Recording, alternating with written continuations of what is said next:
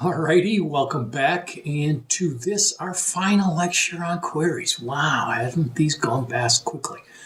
In this lecture, we are going to take a look at what I'm calling advanced select techniques. Basically, what it means is that I've gone through my favorites and put together some examples, which I hope help you understand just how vast the Oracle function array is.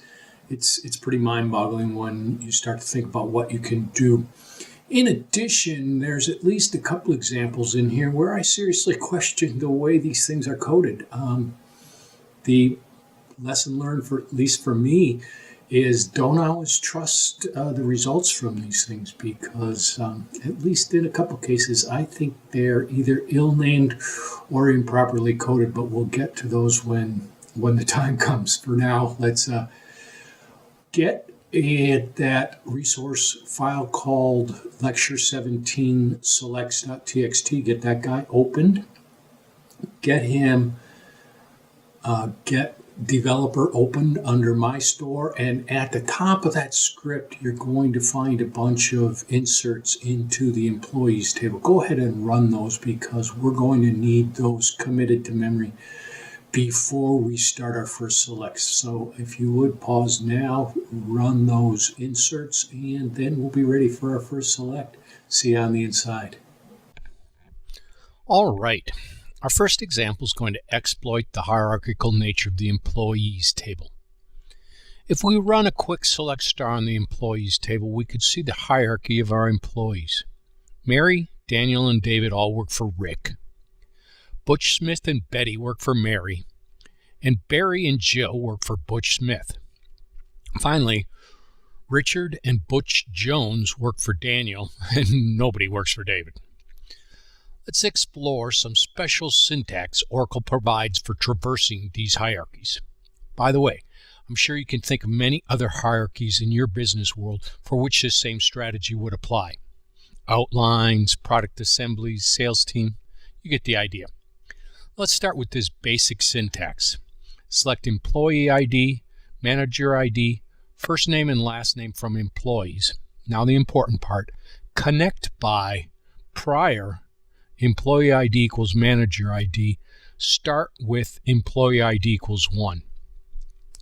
The interesting stuff starts here with the connect by prior employee ID equals manager ID. Let's think about this.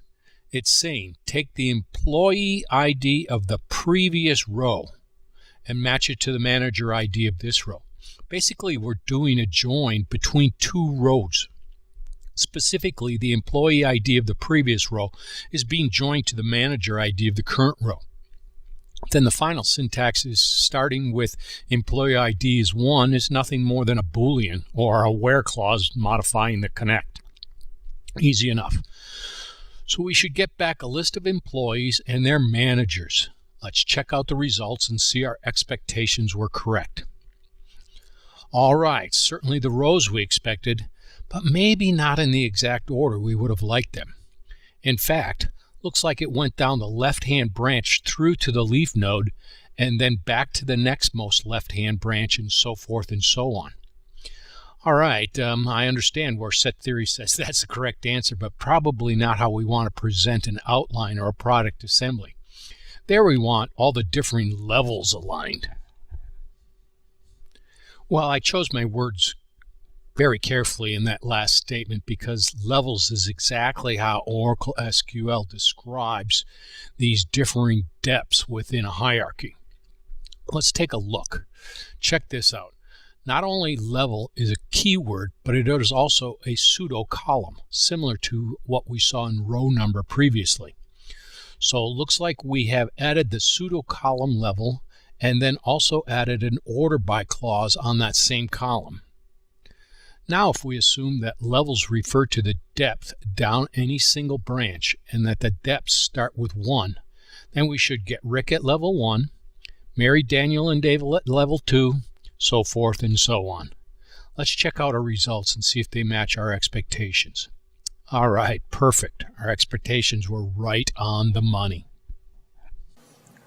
Okay, about 2,000 years ago and in a galaxy far, far away.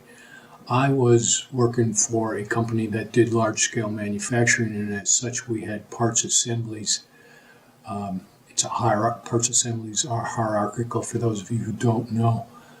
I needed a way to report these things out, and at that time, third generation programming languages were not really that sophisticated, and as such, I needed to do it in the database using SQL. Came up with this little strategy and presented it at an Oracle conference once, and I think since then it's been in every SQL book ever written, so let's check it out. Select LPAD, parameter 1, single character space, 5 times level minus 1 parameter 2. Concatenate first name, concatenate space, concatenate last name as employee name. From employees, and now our connect by start with. Same basic structure we had before, but now we have added this LPAD function. The LPAD function returns a character string made up of parameter 1 to the length of parameter 2. So if level 1, then our LPAD function returns a 0 length string. If level equals 2, we get a string made up of 5 spaces. Level equals 3, 10, level equals 4, 15, so on, so on. Cool. Rick, you clever little boy. Let's see if it works as we expect.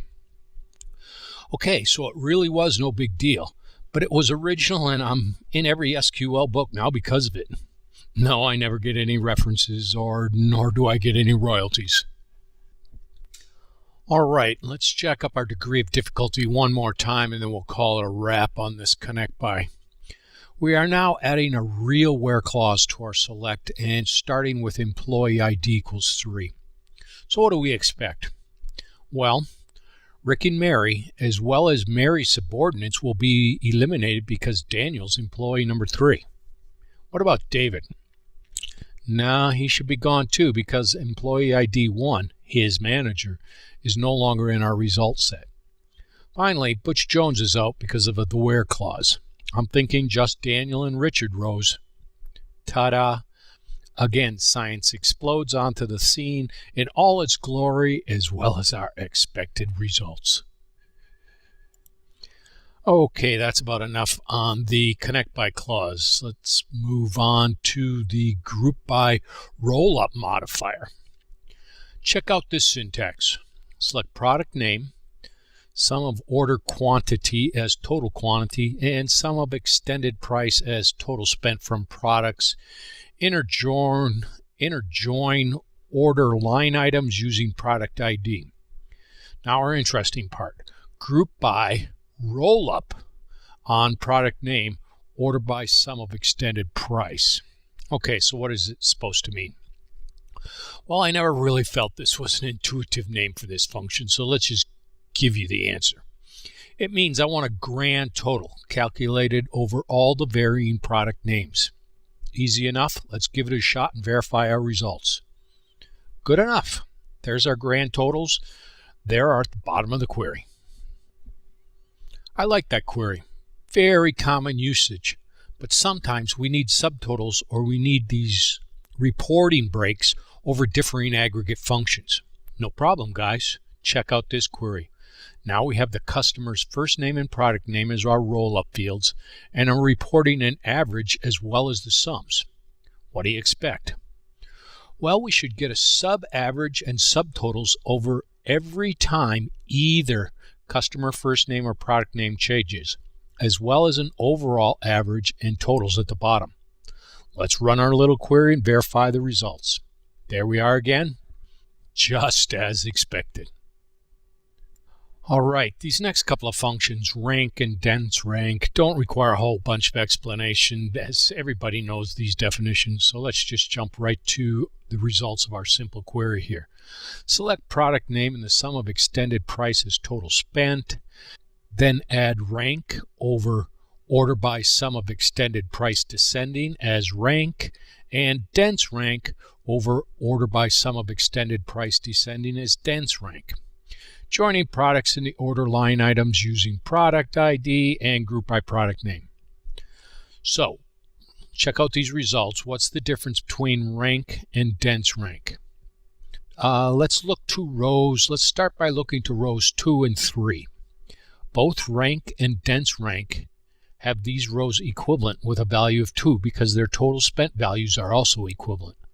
But what about the rank of the values for row 4? Rank gives it a value of 4, whereas dense rank gives it a value of 3. The rank function counted both of the rows given a row value of 2, whereas the dense rank function said, hey, this value is actually the third greatest value in my set. That's the difference. Again, once you know that syntax and once you know what you require, which one to use becomes very straightforward. Cool. One more quick pair of functions and we'll call our section on queries complete. Again, these functions are relatively self-defining, so we'll jump right to our results set. Here we've added columns for the cumulative distribution and percentile rank.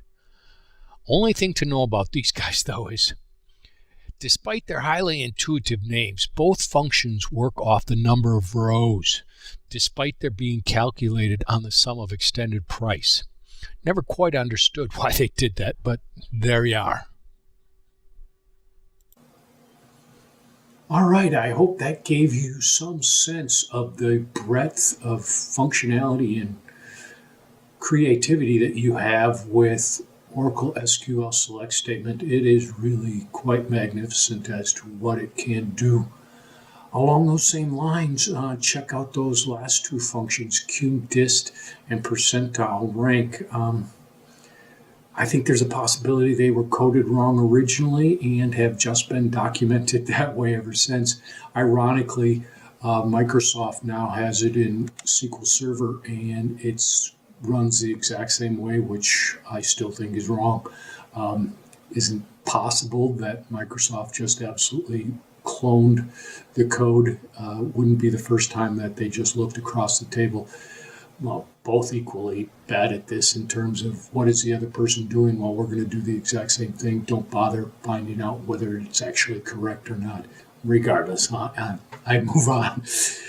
My point being of this whole lecture was you've got a vast array of functionality available for you there when it comes to reporting using the select function.